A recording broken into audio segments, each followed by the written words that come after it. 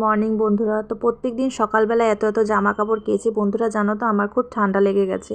আর বাচ্চা থাকলে স্বাভাবিক এতগুলো জামা কাপড় তো রোজই হবে, কী আর করা যাবে। তো সকাল সকাল জামা কাপড়গুলো ধুয়ে দিয়েছি আর এখন রান্না করতে চলে যাব। বর বাজার থেকে নিয়ে এসছে মাছ।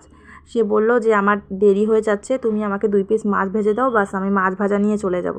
তো তাকে সকাল সকাল 2 পিস মাছ ভাজা করে দিচ্ছি। আর তার জন্য ভাত আমি প্রেসার কুকারে আলাদা করে করেছি, ডালও করেছি। তাকে 2 পিস মাছ ভাজা দিয়ে টিফিন দিয়ে দেবো। তো বন্ধুরা, আমার বর কিন্তু এই যে রুই কাতলা মাছ ছাড়া খেতে চায় না। দেখো সকালবেলা কিন্তু আমি ভাত, ডাল আর বাঁধাকপি ছিল আগের দিন রাত্রেবেলা, সেটা আর 2 পিস মাছ ভাজা দিয়ে তার টিফিন রেডি করে দিয়েছি। এখন আমাদের জন্য বসিয়ে দিয়েছি হাঁড়িতে ভাত, আর এখানে মাছ ভাজা মশলা রেডি করে রেখেছি।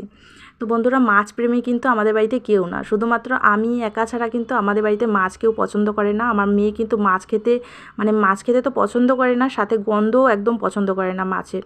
তো আর আমার বর তো খেতেই চায় না, কারণ মাছে নাকি তার খুব কাঁটা লাগে। এই বড় রুই কাতলা ছাড়া কিন্তু সে আর কোনো মাছ খায় না। আর তাছাড়া এখানে কিন্তু রুই কাতলা মাছ ছাড়া তেমন কোনো মাছও পাওয়া যায় না। একমাত্র বৃহস্পতিবার আর রবিবার করে হাট বাজারে অন্য রকমের মাছ বসে, ঠিক আছে। তো সেই দিনই অন্য অন্য মাছ পাওয়া যায়, তাছাড়া কিন্তু অন্য মাছ পাওয়া যায় না। প্রত্যেক দিন রুই কাতলাই পাওয়া যায়। আর আমাদের বাড়িতে বিশেষ করে রুই কাতলা ছাড়া আর কোনো মাছ হয় না, কারণ আমাদের বাড়িতে মাছ কেউ পছন্দ করে না। তো আজকে অনেকগুলো ধনেপাতা নিয়ে এসেছিলো, ভাবলাম সাথে একটু ধনেপাতা চাটনিও করি। তো ধনেপাতা এখানে দেখো ফ্রেশ করে ধুয়ে নিয়েছি, আর সাথে টমেটো, লঙ্কা, আদা সব কেটে নিয়েছি। এগুলো দিয়ে ধনেপাতা চাটনি করব। তো এগুলো দিলে আর কি টেস্টি হয় আরও খেতে। আর শীতকালে ধনেপাতা চাটনি বেশ ভালোই লাগে। সাথে চিনি দিয়ে দিচ্ছি, আর স্বাদ মতন একটু লবণ দিয়ে দিচ্ছি, আর সাথে একটুখানি সর্ষের তেল দিয়ে দেবো।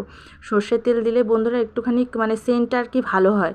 তো সব কিছু দিয়ে পেস্ট করে নিচ্ছি। আর একটু শিলবাটা থাকলে আরও বেশ ভালো হতো, কিন্তু যেহেতু শিলবাটা নেই, মিক্সিতে পেস্ট করে নিলাম, তাও বেশ ভালোই লাগবে। তো দেখো এখানে বন্ধুরা, আমার মাছের ঝোল কিন্তু একদম রেডি হয়ে গেছে, আর সাথে রেডি হয়ে গেছে ধনেপাতা চাটনি। তো কেমন হয়েছে তোমরা কিন্তু কমেন্ট করে জানিও।